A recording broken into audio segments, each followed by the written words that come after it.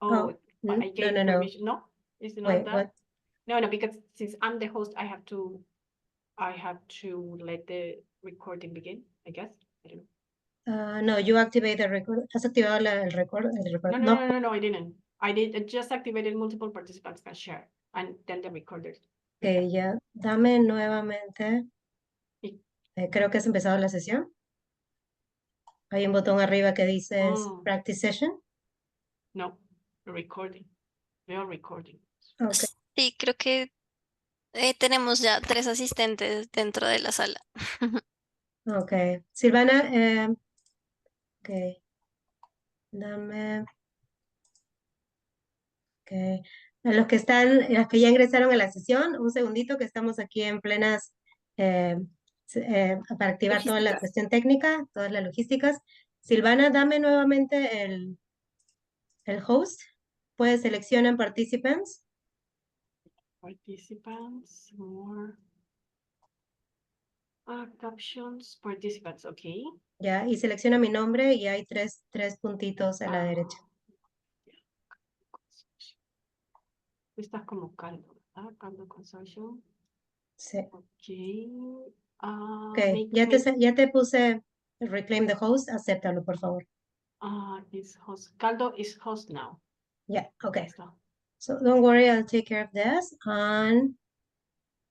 Okay.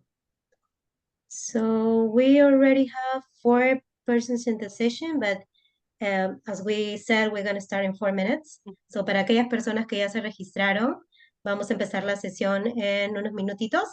¿Sí? Por favor, si nos pueden esperar la sesión que estaba agendada para las 3:30.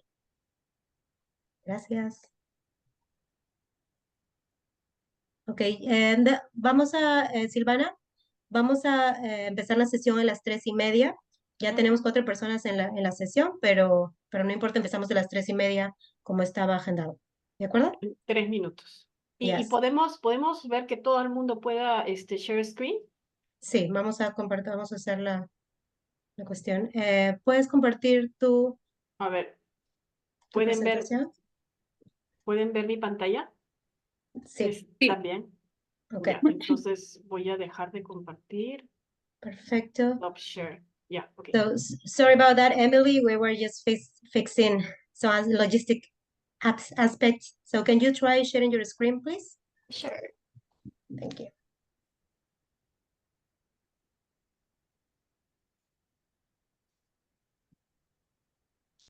Okay, looks good. Yes, so I'm just gonna ask for Carlos.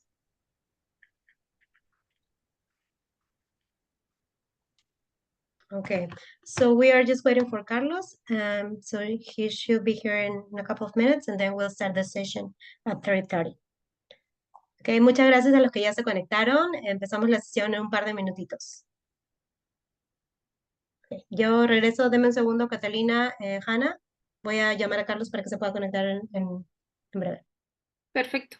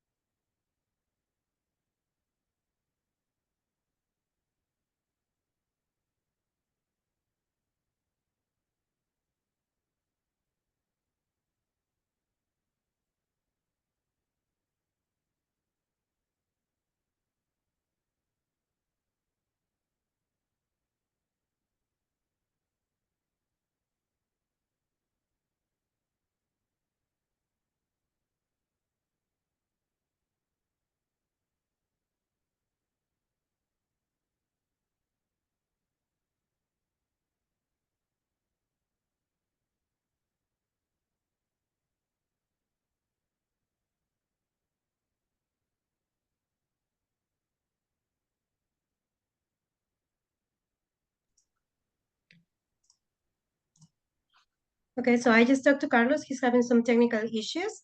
So maybe we can start the session by presenting, well, first Silvana, then Emily, and then Carlos will be the one at the end. Is that okay? Okay, perfect. Perfect. So, okay, let's Sure. wait one more minute for more students to connect. And then Catalina, you can start. So just a couple of minutes, I guess. Okay.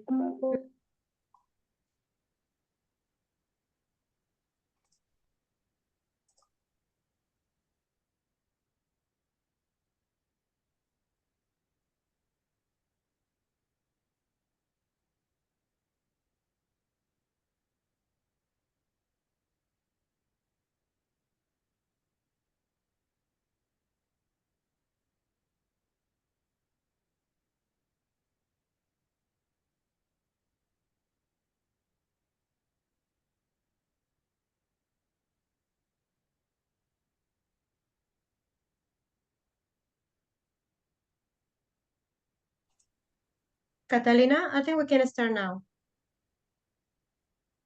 Okay, Lori, thank you. Well, good afternoon to everybody. For those who don't know me, I'm Catalina Prada from Universidad de los Andes. I'm the PhD coordinator of the university. Today, in this webinar, we have CALDO, a consortium of Canadian universities. We are very pleased to have you here. You are going to have a short introduction of CALDO, and we are with two representatives or two of the universities that are part of CALDO, which are Waterloo and Alberta. And just enjoy the webinar.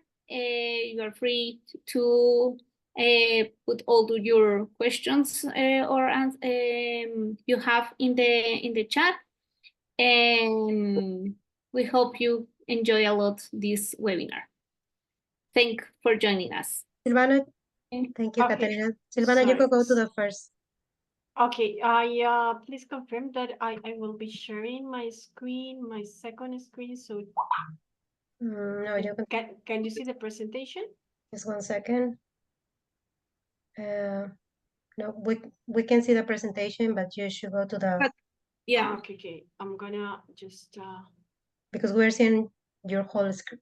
Okay. Now you're seeing my. Now. The presentation. Yes, now it's good. Okay, good. Thank you very much, Catalina, for Universidad de los Andes, of course, for having us here today.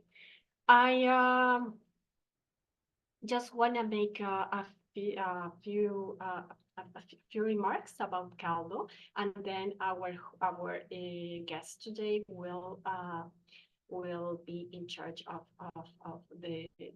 this presentation. First, we have as our first guest, University of Waterloo, represented by Emily Mechler, and then we'll have a representative from the University of Alberta. You are invited to please leave your questions in the Q&A box, and then before the end of the session, we will read your questions to our panelists. So for those that are asking themselves, why Canada? We can tell you about Canada that Canada is a global leader in research and innovation. And there are high rates of research in our universities. After that, we have a worldwide recognition. We have 26 Canadian universities in the Q&A's World University Rankings, and 3 of them are in the top 50. Canada is part of the largest economies in the world. It's in the 7 largest and more advanced economies. And then Canada invests $35.5 billion annually in research, in science and social sciences mainly. Well, for those who don't know us yet, what is CALDO? CALDO is a consortium of Canadian universities, and we are focused on Latin America. So our universities provide graduate programs in English and French for students in Latin America. Then we what do we do? We build partnerships with Latin America organisms, financing organisms. For instance, in Colombia, we have an agreement with Colfuturo. And like that, we have many agreements in the region from Mexico to Chile. Then we support the students that want to come to our university. We are the main point of contact between our universities and the student. So you can contact us to find out more about the admission process, for instance. And then we also support agreements between research university in Latin America and CALDO universities. So specifically, how can we help you, the students? We help you to identify the graduate programs you are interested in. We help you in providing general guidelines for your application process, to explore financing organisms in your home country, in this case, Colombia, with Colfuturo, and to find out information that you will need before coming to Canada. Our universities, we have now 6 universities that make up CALDO. We have the University of Alberta, one of our guests today. We have the University of Ottawa. We have McMaster University. We have the University of Waterloo, which is one of our guests today as well. We have Queen's University, and we have Université Laval. Where are these universities located? In the province of Alberta, in the case of the University of Alberta. And in Ontario, we have several universities, such as University of Waterloo, McMaster University, University of Ottawa, and Queen's University. And our French-speaking university, Université Laval, is located in Quebec. These are our partners in Latin America, our financing partners. As you see, in Colombia, we have a partnership with Colfuturo. Well, just to tell you a little bit about the Canadian academic system, we have, of course, master's and PhD programs. In the case of master's programs, you must consider that there are 2 types of master programs. We have professional master programs or course-based master programs, and research master programs. And then in the PhD, we have, of course, doctoral programs that take about 4 to 6 years.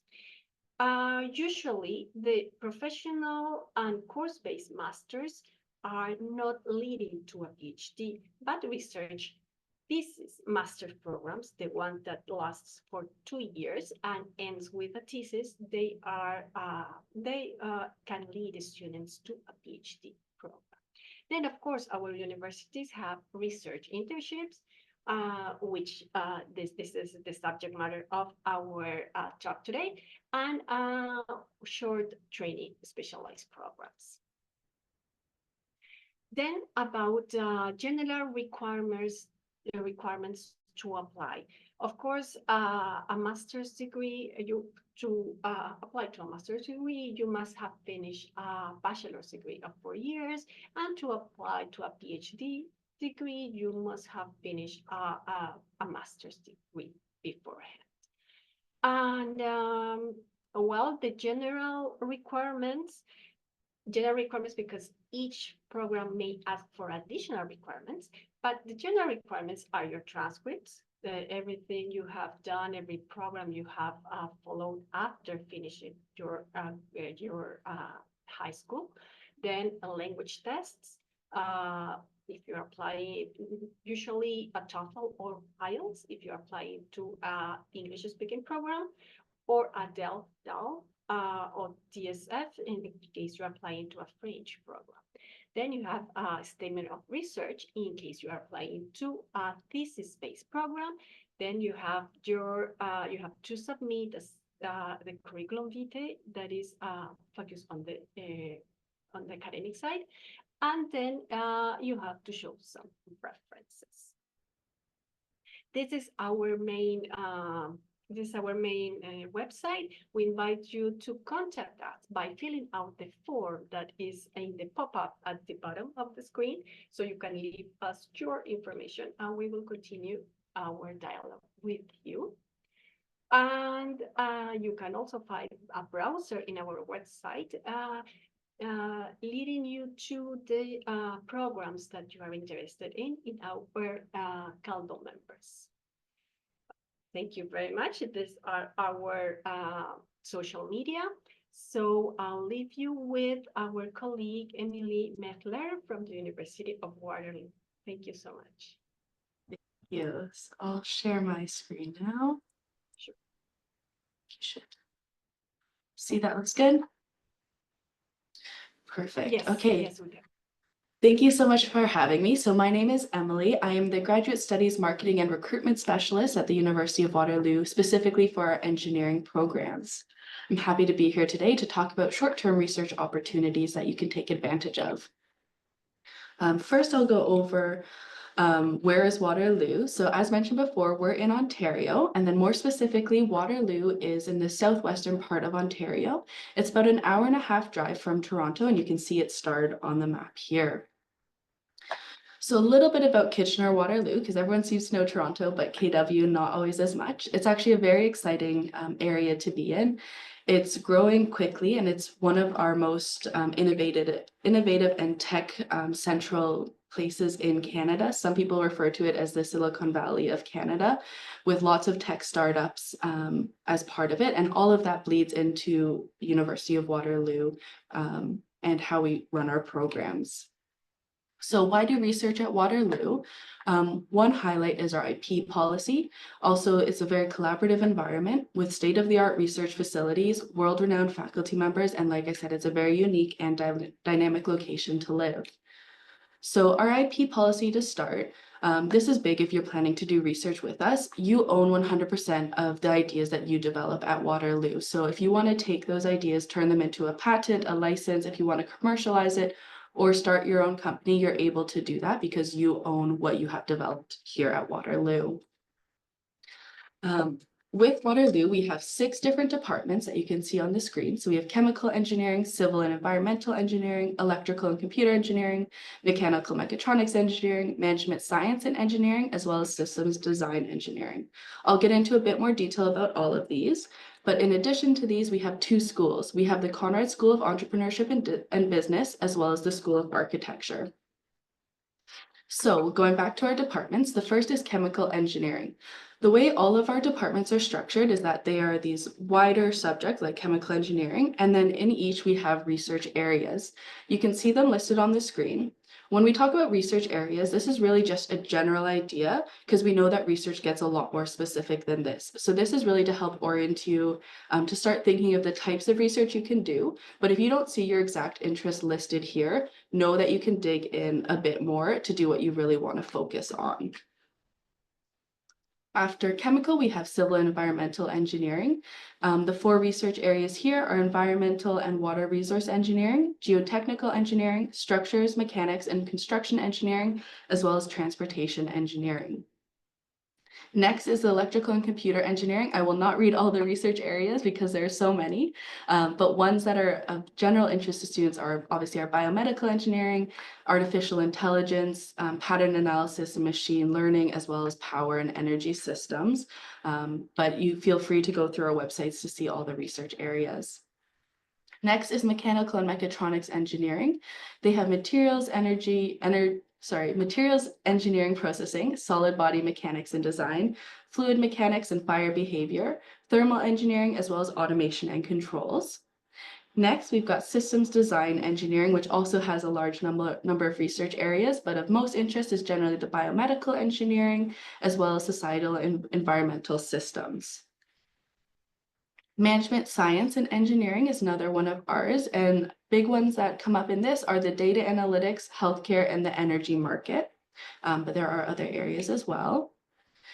Like I said, it's a very collaborative environment. So apart from all of those departments, we also have collaborative programs that recognize that they collaborate with different parts of engineering, but also with different faculties. So you can see that we have aeronautics, which is connected with systems design engineering, as well as electrical and computer engineering, but also pulls in arts, environment, health, mathematics, and science. Similarly, we have nanotechnology, which chemical engineering, electrical computer, mechanical mechatronics, and systems design engineering are a part of, but we also have collaborations with the Faculty of Science. Like this, we have quantum information, and so that is electrical computer engineering for the engineering part of it, but is also connected with mathematics and science. And finally, we have the collaborative water program. Chemical engineering, civil and environmental engineering, and the School of Architecture are part of this, as well as arts, environment, health, mathematics, and science. So again, very collaborative. In the new year, we also have launching a collaborative program in biomedical engineering. In addition to these, we have a lot of amazing research facilities. This is not the full list. This is just some of the highlights. The QR code on the screen will take you to more information about this, and you can look into these centers directly and also see which other ones exist on campus. So what we're talking about today more specifically is obviously the short-term research opportunities. So the first option for this is as an IVGS, or an international visiting graduate student. And doing an exchange is the second opportunity. So first, the IVGS is for students who are currently pursuing their master's or doctoral degrees on a full-time basis at an international institution. You'd be invited to come to Waterloo to continue related research to what you're currently doing under the guidance of a Waterloo faculty member. Generally, it's suggested that you start your visit at the beginning of an academic term. At Waterloo, we have 3 academic terms, so you could start in September, January, or May. And if you do want to go down the route of an IVGS, it's recommended that you start the approval process at least 4 to 5 months before you intend to come visit. This just helps give enough time to get all the paperwork through, get all the approvals, and get everything in order for you to arrive. So like I mentioned in the slide before, you do need a supervisor here at Waterloo. And so our website is developed to try to help you find the researcher that you want to work with. There's 2 ways to go about this. The first one is you can explore research area and supervisors by department. So if you're a chemical engineering student and you want to stay within chemical engineering, you can go to our department here, search through there, find supervisors who are of interest to you. I would say more often, our students actually know what they want to research, not necessarily the department it falls under. So in that case, you can go to this page here where you actually put a keyword in. So if you know the type of research you want to do, for example, if you want to do quantum, you would just be able to type that in here, and it'll show you every single faculty member who is working in that area of research. And then you can find out what department they're in afterwards. So if you are a chemical engineering student at your current university, but you find a professor who's working in a different department here, that's all right, because they're in the same type of research. Like I've talked about before, it's very collaborative, and we have faculty members who are cross-appointed between departments. So it makes sense that it might fall under a different department than your home institution. The other thing I'll say before switching slides here is that you can also talk to your current supervisor or faculty members at your university to see if they have connections here at Waterloo. It's possible that they already know some of our faculty members who might be a good fit for what you want to do. So use them to make a connection with the faculty members here. That's a very easy way to start making connections to find a placement. The other option that I talked about was exchange students. So the University of Waterloo has over 100 exchange agreements with institutions around the world, which makes it easy to come and take a course here. So you can still do some research as part of these grad courses, but this is more towards actually just doing some learning here at Waterloo. On the screen, there's another QR code that takes you to the application process for getting an exchange. But the general eligibility is having the honors bachelor's degree, at least a 75% overall standing in the past 2 years of study. You have to be nominated by your home institution as an exchange applicant, and then you have to meet our English language proficiency. Now, with all of this, so if you're excited for the IBGS or exchange, funding is obviously the next question. So there are some opportunities for funding from Global Affairs Canada, from MyTax, Eramis, and International Visiting Graduate Scholar Funds in general. So on the screen with that QR code, it'll take you to the page that discusses all of these, which have hyperlinks out to each of these. And you can see which, if any of these, apply to you, and if you'd be eligible for some of this funding. Finally, if you want to learn more, I'd say go to our graduate students page. It has a lot of information about our different departments, our faculty members, the type of research being done. And you can also reach out to Annette Dietrich. So Annette handles all of our international student questions and would help with the process of coming here to do some research. Finally, you can go to our general Waterloo websites just to learn more. Thank you. Thank you so much, Emily. We have learned a lot about these programs. So we now we invite to our colleague Carlos Montes from University of Alberta. Gracias. Thank you very much. I'll switch to Spanish right now. Buenas tardes con todos. Sure. Me llamo Carlos Montes, trabajo en la Facultad de Ingeniería de la Universidad de Alberta. Déjenme compartir mi pantalla, por favor. ¿Me Sí. pueden avisar? Todavía no vemos. Ahora sí lo estamos viendo. Pero la vemos en modo notas. Ok, ahora sí ¿Ahora? la vemos. Sí, ahora sí. Ok. En modo presentación. Bueno, gracias, gracias por la oportunidad de dirigirnos el día de hoy.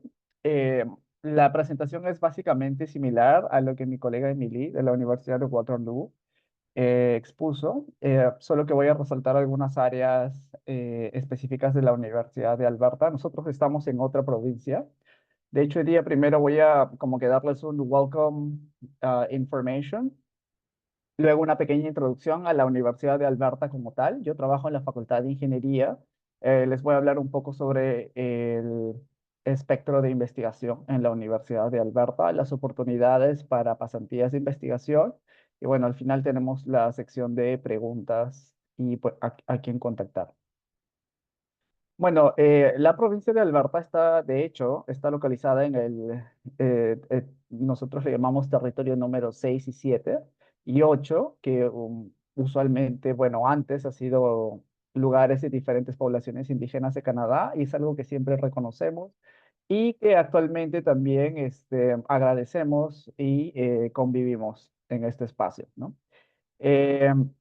Alberta es el nombre de la provincia. La Universidad de Alberta está en la capital, que es la ciudad de Edmonton. Hay otra ciudad famosa en la provincia de Alberta, que es la ciudad de Calgary. Pero Edmonton es la capital de la provincia y está más o menos a 4 o 3 horas de Calgary. La ciudad de Edmonton tiene 1 millón de personas. Es un hub económico y político también por ser la capital. Es una de las provincias en general, Alberta, con un costo de vida un poco más asequible que otras provincias de Canadá, porque la provincia no cobra impuesto provincial, solo impuesto federal, que es solo el 5%. Y la provincia es considerada la provincia energética por excelencia de Canadá. Tiene una economía bastante fuerte. De hecho, los salarios son más altos que el promedio de Canadá. Y así como es una provincia bastante industrializada, también tiene una parte bastante atractiva para naturaleza, porque hay 2 parques en la provincia de Alberta, uno que es Banff y el otro que es Jasper. Este es uno de nuestros campus. La Universidad de Alberta tiene 5 campuses. Este es el campus norte, es el campus más grande que tenemos en la ciudad de Edmonton. Abarca más o menos 60 cuadras de la ciudad y es un complejo de diferentes edificios donde están la mayoría de nuestras facultades. Un poco sobre la universidad. La universidad es considerada una de las 4 mejores universidades de Canadá, está dentro de las top 5.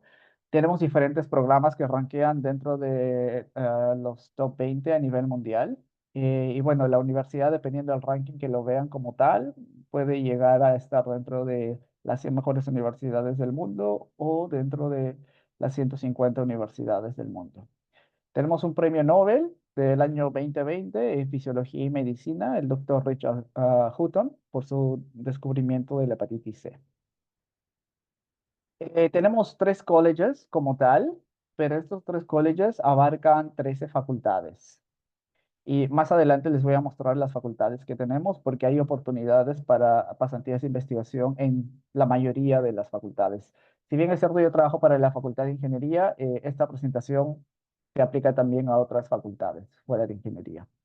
Más de 200 estudiantes de pregrado y más de 500 programas de posgrado o áreas de investigación en 5 campuses. Bueno, actualmente tenemos más de 44,000 estudiantes de más de 156 países. Y 8,000 de ellos son estudiantes internacionales, más o menos. Y más de 300,000 alumnos, exalumnos en el mundo. Estas son las 13 facultades que tenemos. Tenemos la Facultad de Ciencias Ambientales, Agricultura, la Facultad de Artes, la Escuela de Negocios, la Facultad de Educación, la Facultad de Ingeniería, una facultad para Kinesiología, Deporte y Recreación, la única facultad de estudios nativos de Norteamérica, una de las primeras, que de hecho hay programas de pregrado, maestría y doctorado, la Facultad de Enfermería, la Facultad de Derecho, la Facultad de Medicina y Odontología, la Facultad de Salud Pública, Medicina y Rehabilitación, la Facultad de Ciencias, el campus Saint-Jean, que es que es el campus que tenemos donde se dictan cursos en francés, o hay algunos programas en francés, y la escuela o la Facultad de Farmacia y Ciencias Farmacéuticas. En temas de investigación, la universidad tiene más de 400 socios a nivel internacional. En temas de energía, es una de las universidades que hace investigación de manera intensiva en energía y esto pues por la naturaleza misma de la provincia. Y tiene la segunda colección de biblioteca más grande de Canadá. En términos de investigación, nuestro presupuesto anual operativo es de 1.9 billones de dólares canadienses y la universidad atrae más de 500 millones de dólares en fondos de investigación externos, que pueden ser del gobierno, de la industria, de diferentes fuentes, pero que no son fondos de la universidad. Hay mucha relación con la industria en la provincia y hay muchas agencias del gobierno provincial que invierten mucho en innovación e investigación. Las áreas de la universidad, para los que estén interesados, estas son nuestras áreas fuertes en toda la universidad, no solo en la parte tecnológica, sino también en la parte soft humanities, como le llamamos, inteligencia artificial y machine learning, tecnologías cuánticas, todo lo que tiene que ver con agricultura y seguridad alimentaria, energía y medio ambiente o recursos extractivos, desarrollo de lo que son vacunas y biomanufactura, investigación sobre diabetes y obesidad, todo lo que tiene que ver con medicina de precisión o inteligencia artificial, iniciativas indígenas o todo lo que tiene que ver con comunidades nativas y sistemas autónomos. Trabajamos con varias compañías, ya sea en programas de pregrado de co-op, pero también a nivel de investigación, a nivel, programas de maestría y doctorado. Un poco para que vean el espectro de innovación en la provincia de Alberta y en la Universidad de Alberta, les voy a mostrar algunos institutos y centros de la universidad. Estos son institutos que no necesariamente están afiliados a una sola facultad, sino son centros interdisciplinarios. Tenemos una primera iniciativa que es Sistemas Futuros de Energía. De hecho, la universidad en el año de 2016 ha recibido un fondo de 75 millones de dólares de las 3 agencias de financiamiento del gobierno de Canadá para hacer investigación en lo que es la transición energética. Y hasta la fecha hemos desarrollado más de 117 proyectos con más o menos 1,000 investigadores y estudiantes que han trabajado en estos proyectos a través de 17 facultades con más de 150 investigadores y todavía es un fondo que estamos desarrollando más proyectos, mejor dicho. Y esta es una iniciativa que tiene que ver con encontrar alternativas para una transición a mediano y corto plazo. No es algo a largo plazo. Hay algunos trabajos que se están haciendo a largo plazo, pero la necesidad de la provincia y del país, ahora Canadá, para reducir las emisiones de carbono, era encontrar alternativas para la transición energética a corto plazo. Algunos de los temas que se hacen en esta área insignia de la universidad es, por ejemplo, cómo se desarrollan los hidrocarburos de manera responsable, mejorar los indicadores ambientales o cómo dañar menos el medio ambiente, todo lo que tiene que ver con sostenibilidad y también la parte soft, no solo es la parte técnica, sino también la parte de políticas, la parte ambiental, la parte de derecho, la parte de salud, etcétera. Y trabajamos con algunos socios internacionales como Alemania y Tsinghua en China. Otra iniciativa bastante grande es inteligencia artificial. Alberta tiene uno de los 3 centros de inteligencia artificial de todo Canadá. Canadá tiene una estrategia de inteligencia artificial y tiene 3 centros. Uno es el Alberta Machine Intelligence Institute y este es un centro afiliado de la Universidad de Alberta porque todos los investigadores son de la Universidad de Alberta. Es un centro afiliado porque el mandato del AMI, que así le llamamos, es trabajar con las empresas para poder hacer que las empresas adopten estrategias de inteligencia artificial en la provincia de Alberta. Pero toda la investigación se hace en la facultad, bueno, en la universidad como tal. Otra industria bastante grande en la provincia, aparte de la industria energética, es también health sciences, o todo lo que tiene que ver con la biomanufactura. Acá tenemos un centro de investigación para lo que es farmacéutica, que es una red de científicos que trabajan, que pueden ser clínicos, que pueden ser instituciones de regulación, y que ven temas de patentes o desarrollo comercio de fármacos, por ejemplo, que es financiado ampliamente por una de las agencias del gobierno de Alberta. Otro centro grande, otro tema bastante grande, y esto se debe al premio Nobel, es virología. Tenemos el Instituto Li Ka-shing de Virología, que está en la Universidad de Alberta, y ahorita están haciendo investigación en lo que es bueno, investigación para también comercializar y testear nuevas vacunas y fármacos. También en Life Sciences tenemos el Centro de Manejo de Células o manufactura de células, y esto a raíz de que investigadores de la Universidad de Alberta pudieron trabajar en el protocolo Edmonton, no sé si han escuchado, pero es un protocolo en donde se hace un trasplante de islotes para pacientes con diabetes tipo 1. En temas de ingeniería tenemos construcción, temas de geotecnia, construction management, inteligencia artificial aplicada a construcción. También es un centro bastante grande y bastante interdisciplinario en la Facultad de Ingeniería. En agricultura tenemos pequeñas plantas piloto para biocombustibles sobre todo, o para biomasa. Y son usualmente lugares en donde testeamos proyectos que salen de investigación, que tienen potencial de comercialización. Bueno, al igual que Waterloo, la Universidad de Alberta tiene otro centro de nanotecnología de Canadá, pero también la Facultad de Ingeniería, nosotros tenemos un centro de fabricación, caracterización de nanotecnología, y de hecho es un espacio abierto, no solo para expertos de la universidad, sino también para la industria y para empresas que quisieran trabajar aplicaciones de fabricación y caracterización de nanotecnología. Ahora, en la Facultad de Artes también tenemos diferentes áreas de investigación y hay también diferentes centros.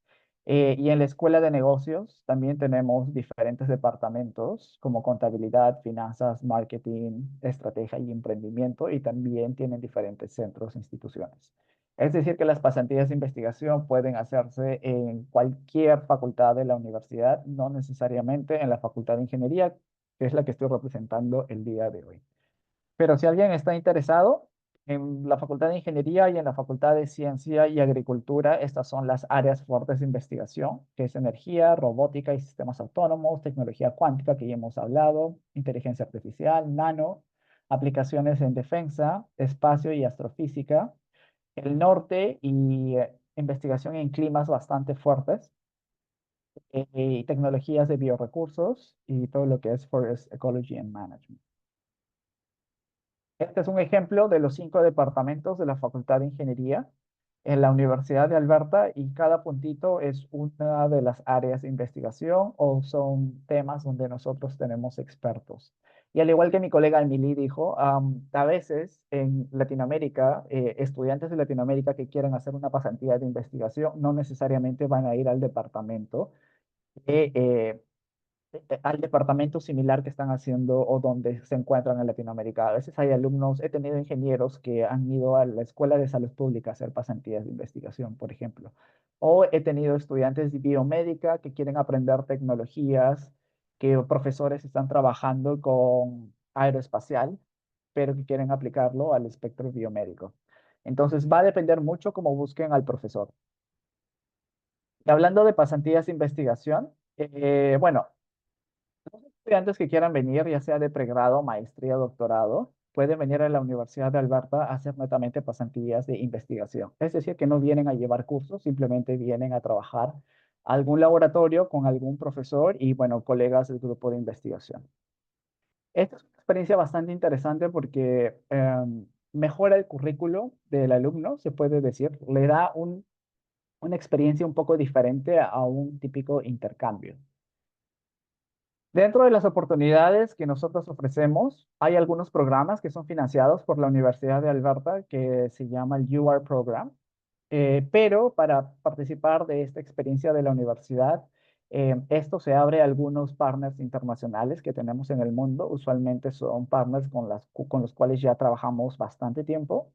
Hay otros programas como becas del gobierno de Canadá, en donde entra el ELAB, que de hecho están a tiempo ustedes para que puedan postular, o MyTax también, que también aplica para Colombia. Y bueno, cada país también puede tener sus propios programas de apoyo para pasantías de investigación, o a veces cada universidad. O también me ha pasado que los mismos estudiantes se pueden financiar sus pasantías de investigación. Hoy día voy a hablar de ELAB porque es una de las becas que ya se va a abrir en enero del siguiente año. Es una beca en donde pueden venir a la Universidad de Alberta a hacer una pasantía de investigación.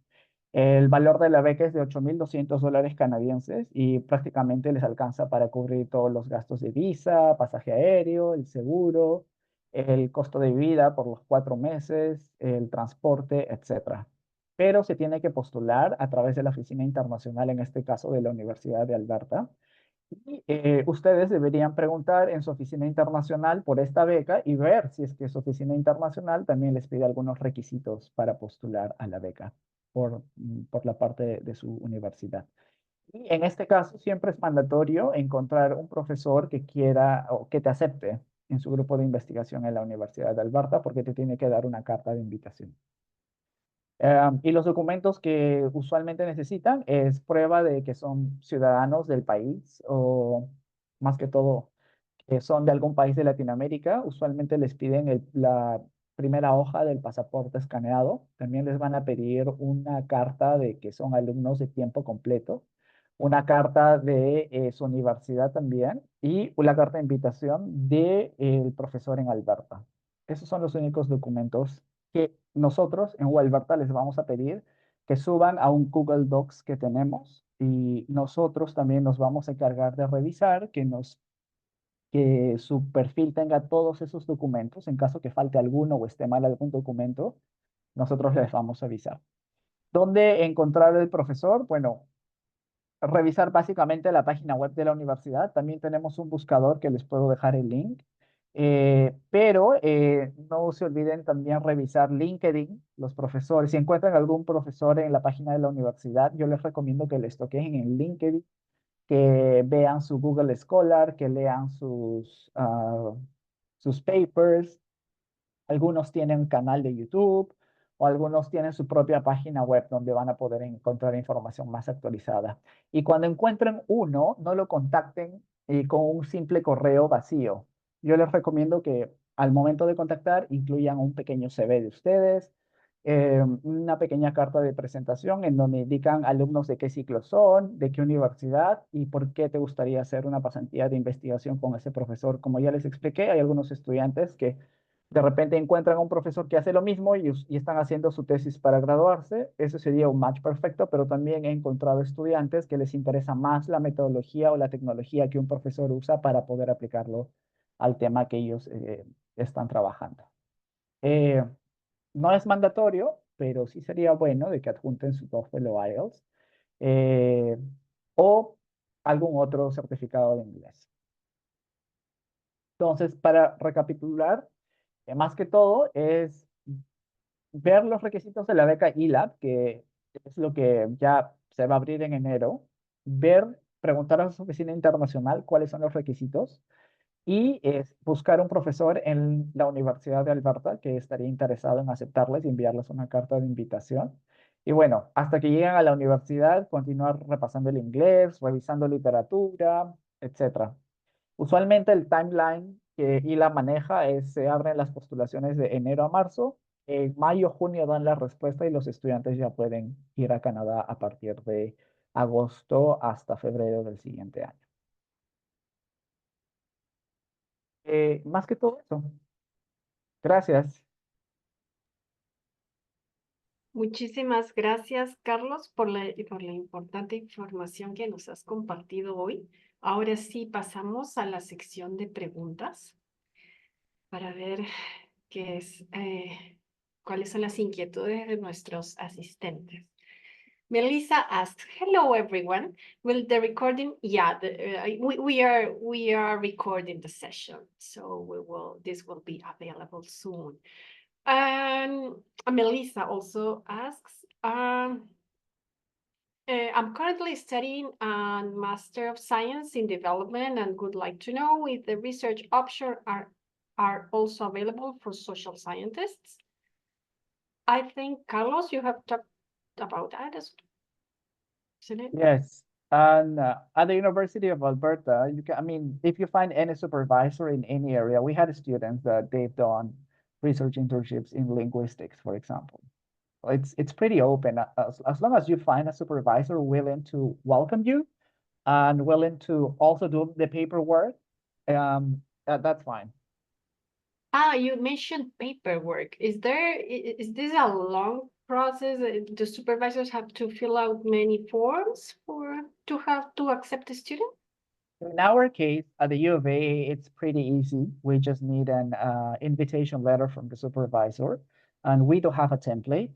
But I know that in other universities, they need some approvals, like internally. I don't know what's the case in Waterloo, Emily. Yeah, so similar, the first start is getting that letter of approval from the accepting supervisor.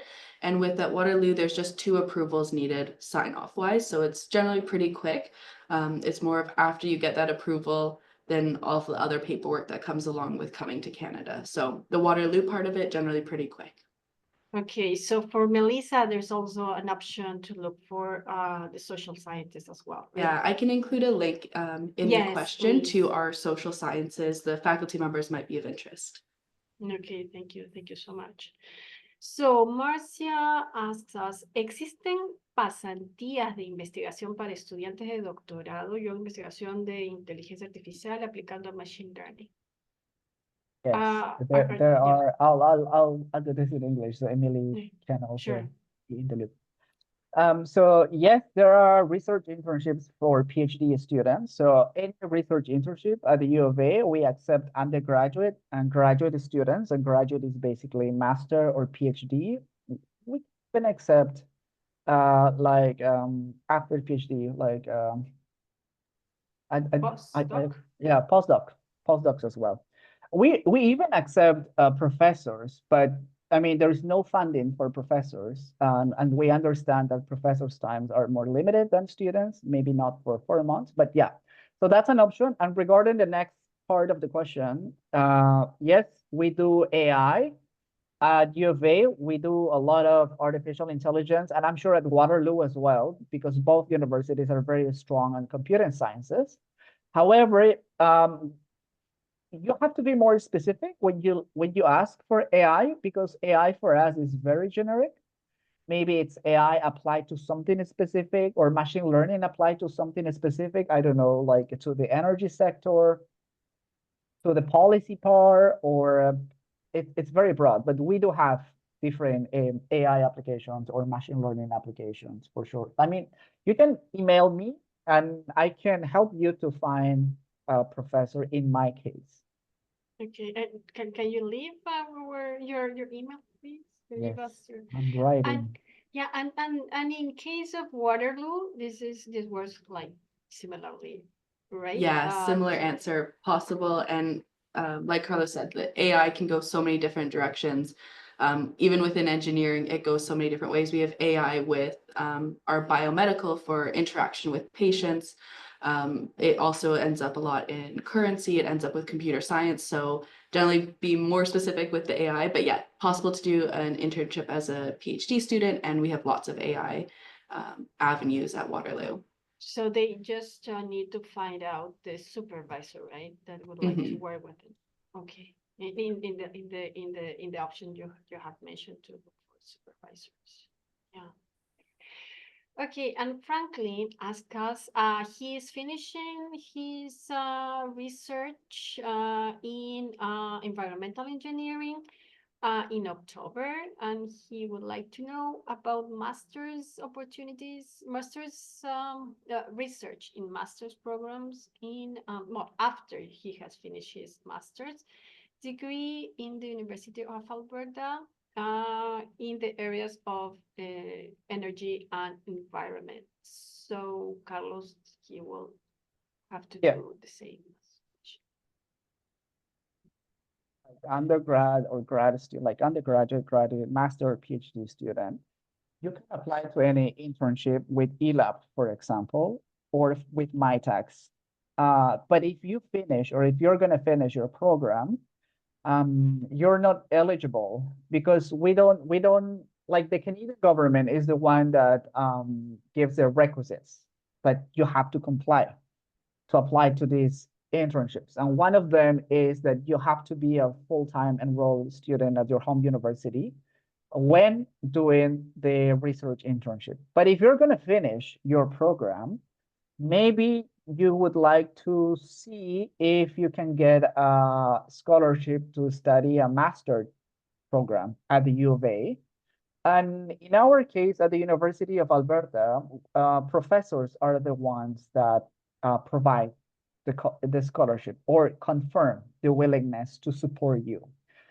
Professors are the ones that manage their own budget and funding, and actually they are the ones that give the scholarship to master student or PhD students. And the only way to find out they have money or not is basically like doing your research and contacting them or the professor with your CV, your transcripts, your IELTS, TOEFL, your statement of research, and mention in the letter that you are looking or you're exploring the possibility to get funding from the university. That would be my suggestion for you if you're finishing your program already. The other option could be you can do your master in Colombia and apply to the internship once you are a student of a master program in Colombia. So you have those two options. Okay, great. And there's another question regarding the University of Alberta. The requirements to apply to University of Alberta, but that will depend on the program, right? Or this Yeah, that would depend on the program. But I don't think it's for undergrad programs. I doubt it. But if it's for graduate programs, the university has a standard document, standard documents to apply for any program. And maybe it's the same at Waterloo, but at the U of A, you have to, first of all, IELTS or TOEFL or any English language requirement, any of those tests. The other one, you have to have your degree, your university degree, or like finish your university. We also need your transcripts and your CV. 3 letters of reference, IELTS, I think I mentioned that, and a statement of research if you want to do a Master of Science, or if the program you're looking for is with a researcher. But if it's a professional master, you just need like a presentation letter, like a more personal letter. Those are the standard ones that any student applying to the graduate program will need. It will depend on, like, if the student wants to do an MBA, then he will need a GMAT as well on top of the other documents. In economics, sometimes they ask for a GRE, but I think those are the only 2 programs that are not like need extra documents. That's from my side. I don't know if Emily wants to add something. Yeah, it's pretty similar. So the IELTS or another English language transcripts, our minimum average across engineering for a master's program is 75%, or whatever is equivalent for you. Ours is 2 reference letters, your CV, and then also the personal statement, or statement of interest essentially in the program. A couple of our programs have some slightly different, so GRE is required for some of our departments. Other programs like architecture also need a portfolio. Our Masters of Business, Entrepreneurship, and Technology also needs a bit of a portfolio. So there's a couple small differences, but the general requirements are the same. Okay. And for that student that was asking about IA, artificial intelligence, she's interested in drug discovery. With that information, is there any specific steps she must take? Or Yes, at both universities for sure. I mean, I know many at Waterloo, they also work on life sciences. Yeah, there'd be lots of connections there. So I would say going into either of our websites and looking for faculty members specifically in that area, searching by research interest. So it could be AI, drug discovery, like searching by that term and seeing who pops up. And just looking at the specific research projects already being done by faculty members. It's good when you know what you're looking for and what you want to work with. okay, and we always receive inquiries, questions about students, or comments saying that I email one of the professors. I emailed once, I emailed twice, I emailed 3 times, telling us it's so hard to get in touch. It's so hard to receive a reply from the professors. So what would be your best advice to those students that really want to get the attention of the professor? Because we know that the professor receive like, I don't know, 10, 15 emails a week. So they will just reply some of them. So what are the tips to get noticed? It's hard.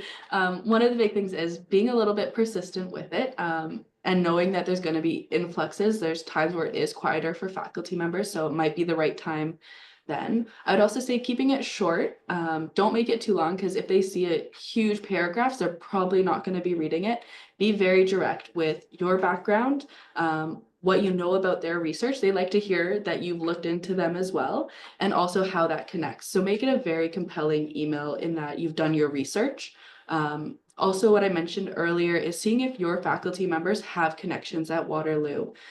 So see if they have any research partners, if they've been at the same different conferences. Just see if you can also talk to somebody at your home institution that can get you in contact. It's more of a unique way to go about it.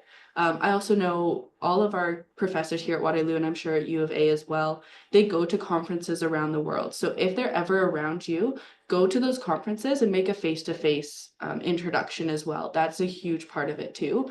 So just being aware of the different events, or if there's even online events that you can go to, so you can, like, in your email say, hey, I watched your presentation on this. That's another way. Or these programs that we're talking about, like the IVGS or even an exchange student, it's giving you a chance to come on campus and also make more connections if you want to do further degrees at our institution. So the exchange program, while you might not do as much research while you're here, you're taking courses with our faculty members, and that gives you an automatic in with them. So it's not just an email that you're sending, it's like, hey, this is who I am, I'm right in front of you. So those are a couple suggestions and more unique ways to go about it than just sending emails. Yes, and also, yeah, you have to be realistic. You have to choose more than one professor. And have your list, at least of 3 professors. They're like the best fit maybe will answer you as soon as possible, but sometimes like your best fit actually likes your CV, but he doesn't have space within their research group anymore. So then you have to go with the second one.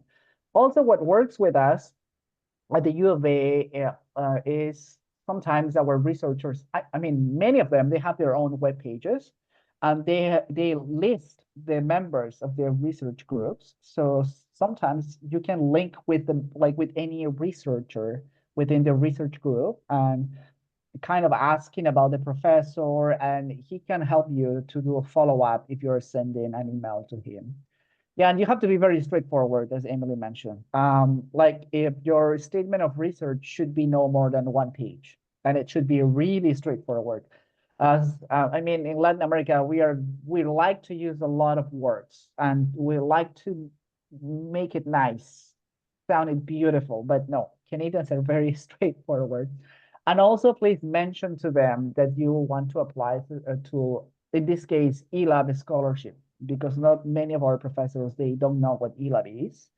But if they see that there is a scholarship and there's a possibility to have you on board, then they will reply to you. And yeah, have 2 options or 3, connect with their students or from their research groups and be straightforward. That would be our suggestions.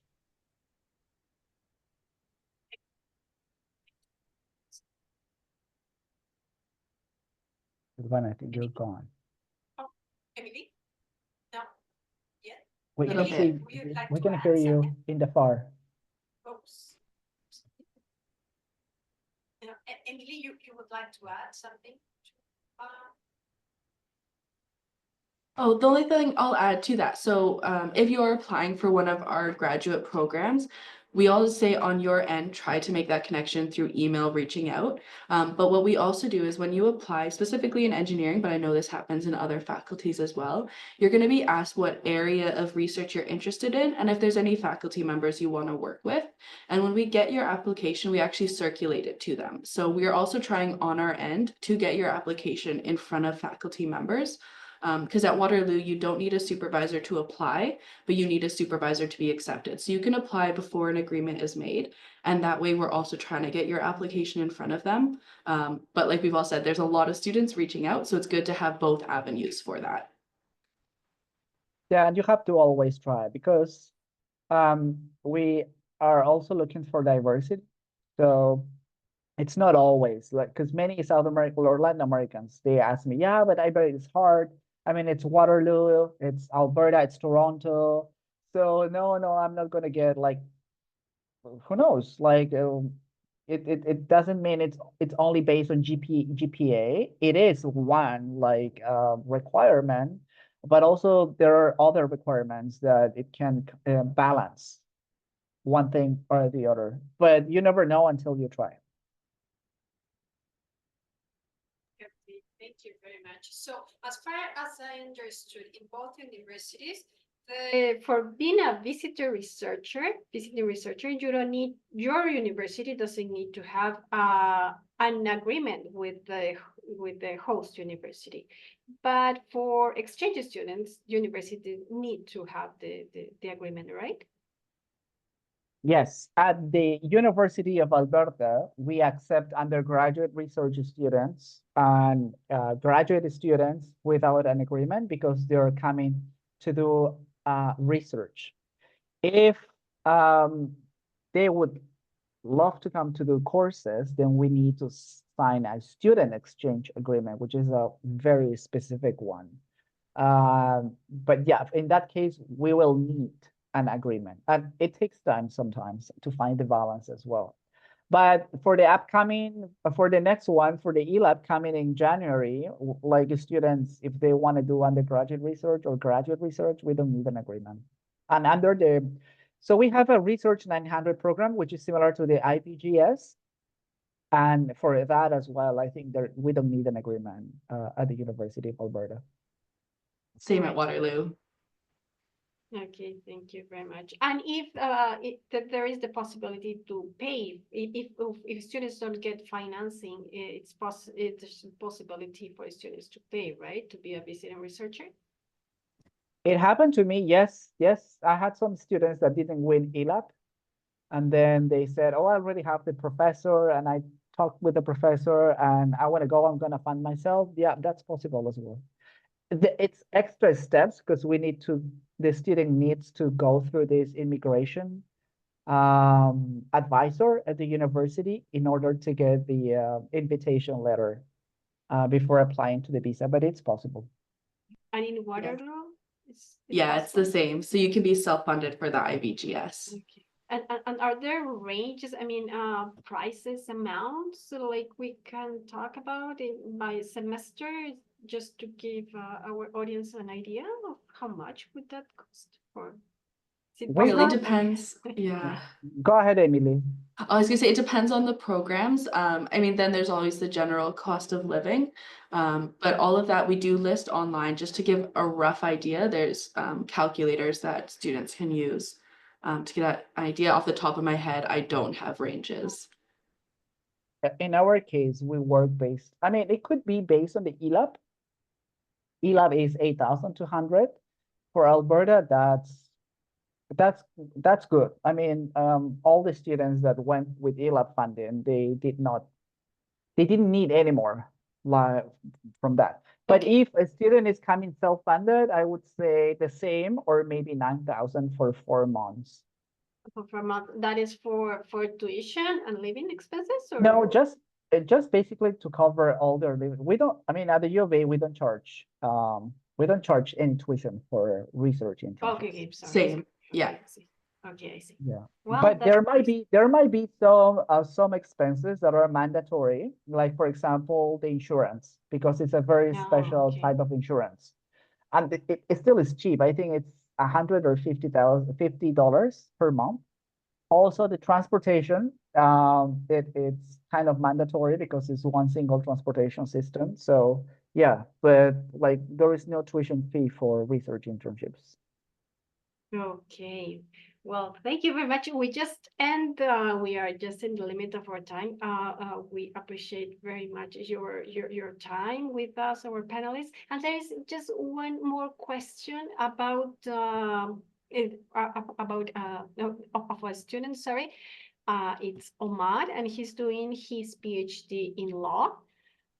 So he says these are focus your presentations in engineering, but are there fellowships for students doing law in Alberta and Waterloo? Is this common? Or? Do you have Yes. law at Waterloo?